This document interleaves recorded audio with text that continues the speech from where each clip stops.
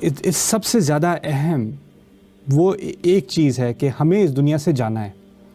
آج نہیں جانا تو کل جانا ہے. اور میرے اعمال محدود ہیں. میں جتنا بھی کر سکتا ہوں اس دنیا میں اچھے کام، کیونکہ مجھے اللہ کو اپنے اعمال ہی دکھانے ہیں اور اپنی محنتیں دکھانی ہیں. وَلَيْسَ لِلْإِنسَانِ إِلَّا مَا سَعَى. انسان کی ملکیت میں کوئی چیز ہے ہی نہیں سوائے اس کے جس کی اس نے کوشش کی ہو. تو مجھے اللہ تعالیٰ کے سامنے صرف اپنے اعمال، اپنی کوششیں دکھانی ہیں، اور وہ محدود ہیں. جس دن میری موت ہوگی اس دن میری کوششیں ختم، میرا کام ختم.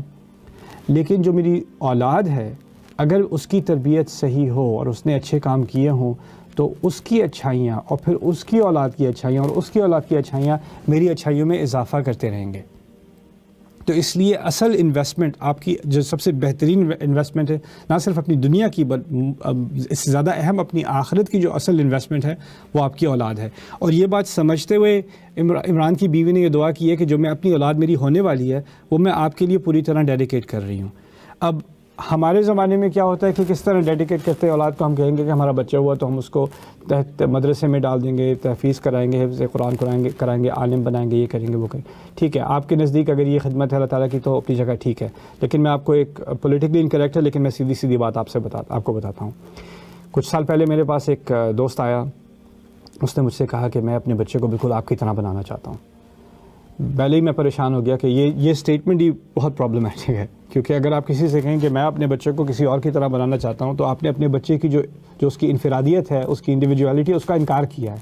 آپ کا بچہ ہو سکتا ہے بہترین آرٹسٹ ہو یا بہترین رائٹر ہو یا بہترین انجینئر ہو، اس کا میتھمیٹیکل مائنڈ، آپ نے اس سب کو ڈینائی کر کے میں تو چاہتا ہوں کہ آپ کی طرح بن جائے. بس آپ کو اپنے بچے کی فکر کم ہے، آپ کو بس یہ نظر آ گیا کہ یہ اگر میرے نزدیک یہ مثال اچھی ہے تو میرا بچہ بالکل ایسا ہی بن جائے.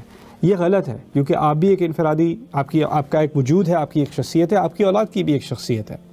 اور تعالیٰ نے خود کہا ہے قُلْ كُلٌّ يَعْمَلُ عَلَى شَاكِلَتِهِ. تم سب سے کہو کہ وہ اپنی جس طرح اللہ نے انہیں بنایا ہوا ہے، جس شکل پہ اللہ نے انہیں بنایا ہوا ہے اس کے حساب سے وہ کام کریں.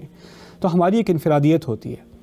یہاں پر جو ہمیں سمجھنے کی ضرورت ہے کہ ہمارے دین میں اتنی وسعت ہے کہ اگر میں کہوں کہ میں اپنی اولاد کو دین کی خدمت میں لگانا چاہتا ہوں تو اس کا مطلب یہ نہیں کہ وہ ڈاکٹر نہیں ہوگا یا انجینئر نہیں ہوگا یا سائنٹسٹ نہیں ہوگا یا ہسٹورین نہیں ہوگا یا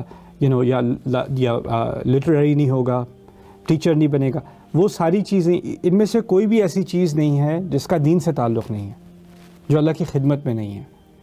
دین کی تعلیم اصل میں ہر مسلمان کی زندگی کا حصہ ہونا چاہیے تھا. یہ اسپیشلائزیشن ٹھیک ہے کچھ لوگوں کی ہوتی ہے، لیکن عام طور پر زیادہ سے زیادہ قرآن یاد کرنا، عربی زبان کو سیکھنا، اپنے دین کے بارے میں، اپنی دین کی تاریخ کو سمجھنا، یہ آپ کی زندگی کا ایک پارٹ ٹائم اور پرماننٹ حصہ ہونا چاہیے تھا. کیونکہ ہماری زندگی سے یہ چیز ہٹ گئی ہے، ہم نے کیا کیا؟ ہم نے سوسائٹی کا ایک سیگمنٹ لیا اور کہا آپ لوگ دین پڑھیں، آپ لوگ اس میں اسپیشلائزیشن کریں، باقی ہم سب کی خیر ہے. ٹھیک ہے، کچھ لوگ ہوتے ہیں جن میں خاص ٹیلنٹ ہوتا ہے، ان میں ایک خاص صلاحیت ہوتی ہے، خاص ان کی انٹیلیجنس اس طرف مائل ہوتی ہے، ان کی اسکالرشپ ہونی چاہیے، ان کے لیے زیادہ سے اعلیٰ تعلیم کا اہتمام ہونا چاہیے. میرے نزدیک جو عالم دین بنے، کوئی دینی تعلیم حاصل کرے، ان کو ہر طرح کی تعلیم میں اعلیٰ ترین درجہ حاصل کرنا چاہیے. They not just religious scholar, لیکن اس کے علاوہ ان کو تاریخ، عالمی تاریخ، فلسفہ، سائیکالوجی، سوسیولوجی، اینتھروپولوجی، یہ چیزیں سمجھنی چاہیے اور ان میں بھی اعلیٰ تعلیم حاصل کرنی چاہیے، کیونکہ یہ دو دنیا الگ نہیں ہیں. قرآن نے تو علم کے بارے میں بھی کہہ دیا نا اور جگہ پر، جیسے جو اس زمانے میں مدینے میں لوگ لکھنے والے کم تھے، انہیں زیادہ تعلیم نہیں تھی، ان کو نہیں لکھنا آتا تھا. تو جب کسی نے ادھار لینا ہوتا تھا تو اللہ نے حکم دیا کہ اگر اذا تدینتم بدین الی اجل مسمى فاکتبوہ، اگر تمہیں ایک دوسرے کو ادھار دینا ہو تو لکھ لیا کرو. تو اب اکثریت کو لکھنا نہیں آتا، تو کوئی ایک آدھ ملے گا، اگر شہر میں 2-3 ملیں گے جن کو لکھنا آتا ہے تو ان پہ اللہ نے ذمہ داری ڈالی کہ اگر وہ جانتا ہے فلیکتب مما علمہ اللہ، تو اسے لکھنا چاہیے اس کی بنیاد پر جو کہ اللہ نے اسے سکھایا.